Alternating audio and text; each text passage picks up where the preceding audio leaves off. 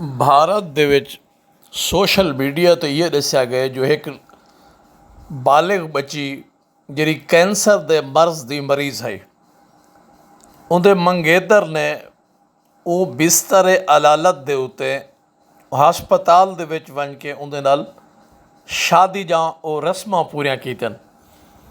ਅਗਰ ਇਹ ਸੱਚ ਹੈ ਤਾਂ ਵੱਲ ਕਮਾਲ ਹੈ, ਅਗਰ ਇਹ ਡਰਾਮਾ ਹੈ ਜਾਂ ਫਿਲਮ ਹੈ तो वल भी खूबसूरत सबक है। मुहब्बत दी बेमिसाल कहानी है, कमाल कहानी है। जनो मर्द दे दरमियान ये मुहब्बत दा जिहड़ा दरिया है ये हमेशा वहदा रहे, हमेशा वगदा रहे। इहदा पानी वसूं को आबाद करेंदा रहे, शादाब करेंदा रहे, सरसब्ज करेंदा रहे।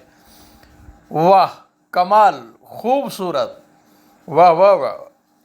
इंसानियत दे विच मुहब्बत दे असबाक चो एक खूबसूरत सबक। वाह, साकू बिल्कुल एक बे दे कम आना चाहिए है। और ऊँ वेले जिले सारा लालचा ख़त्म थी वजन। हाँ, अगर कोई दुखी होवे तो उनके कम आऊँ, अगर कोई मरीज़ होवे तो उनके कम आऊँ।